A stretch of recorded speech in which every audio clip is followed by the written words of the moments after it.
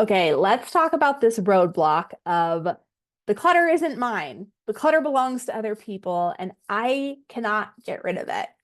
I completely understand how frustrating of a place this can be, especially if you are just gung ho, you are ready to go, like you're ready to throw everything out. You have all this crap in your house that you cannot get rid of. Okay. I have been there. I am currently there. Okay. We moved in with my grandmother last year, and she's got 60 years of clutter that we are working through. Okay. It's a process. It's a process. And so I just want to say, I understand how frustrating that can be. And the first thing that I want to lead with is that you are not going to change the culture of your home overnight. Because what we are doing here is we're not just getting our family to get rid of their stuff, we are actually shifting the culture of our home. All right. Now there's all kinds of different shapes and sizes of what it might look like if the stuff in your house isn't yours to do stuff with, right? But let's just say, for example, it's you and your family and your kids and your husband, and nobody wants to pick up their crap. You're frustrated because you have to pick up everyone's crap. They do not have the habits of decluttering and cleaning up like you don't necessarily have those habits. The only difference is you're working on it. And so you see all the hard work you're doing, but they aren't there yet, right? They're not there yet. And so I want you to realize that you are actually shifting the dynamic and the culture of your home. And I want you to realize that just like for you, there are all these connections and attachments and roadblocks and barriers to get rid of your stuff. Everyone in your family also has those things. And so a lot of times what happens, and I'll see this all the time, I'll be working with someone and they are gung ho, ready to go. They're getting rid of everything. And their partner, their kids, they're not on board and they just get frustrated. And so what happens a lot of times is we switch to these tactics of nagging and guilting and being like, do you see all this work I'm doing? You need to be getting rid of your stuff. Or you don't need that. Why do you need this? Let's just get rid of it. Why do you keep that? And I'm just telling you, this is not a good way to get your family on board. And I say this from experience because when I started my decluttering journey, I gutted my closet. Like I got rid of everything. And I kept pressuring my husband to be like, these shirts are old and torn up. Like, let's just get rid of them. You don't need them. And he just like resisted so much. And it wasn't until I just let go and I was like, you know what? This is my journey. I have to focus on me, just like any personal development journey, if we're being honest here, guys. Once he started seeing the change in me and the change in my side of the closet and the change in my side of the bed and the change in all this stuff, then he started realizing that, you know what? I want in on this too. Like, this is actually pretty nice. Let me actually be a part of this. And you guys, that took like 2 years. Like, it was not like an overnight transition at all. Like, this was a long time coming. Okay.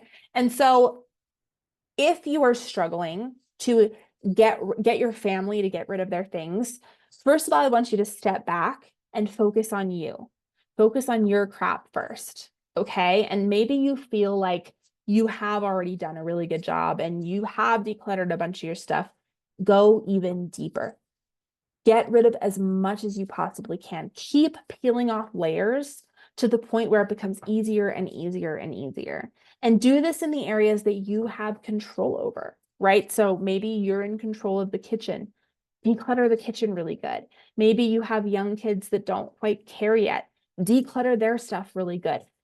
Take control of all the areas that you can control. Okay, so that's the first part, is start where you can control and keep minimizing down as much as you can, because you're going to start feeling the lightening. You're going to start feeling the peace of mind. And that it truly is contagious. Okay. This is one of the things that I hear from so many of my students is they say, I started doing this. I started focusing on me. And before I knew it, my husband was out in the garage decluttering all of his stuff. Okay. Now, the next part of this is we need to actually start sharing the vision of what we're trying to create with our family. Okay. And I'm actually, sorry, there's like a weird hair on me. It's itching me. Okay, sorry. I'm actually going to be putting together an entire program about getting your family on board, but this is a good intro to that, is that we have to be very open and transparent with what we're trying to create. Okay. What are we trying to create? And then share that in a way that's not nagging or like pushing them or pressuring them. It looks like saying, hey, I'm doing this new thing. I'm really trying to declutter. I feel really stressed out. And so I'm trying to just get rid of all the extra stuff. And I want to create a home where we feel like we can relax in the evening. And I feel like I haven't been the most calm, best mom, wife, whatever. Like I want to create that for us. And just share that. That's it. It's not with and I need your help or, and you need to get rid of your crap. It's just, I'm just trying to create this. That's what I'm doing. And then you go create it, right? And then when you do see little things like, you know what, they pick up something when you ask them to, or they, I don't know, get rid of one of their own things, then you thank them. Thank you for helping build this vision for our home.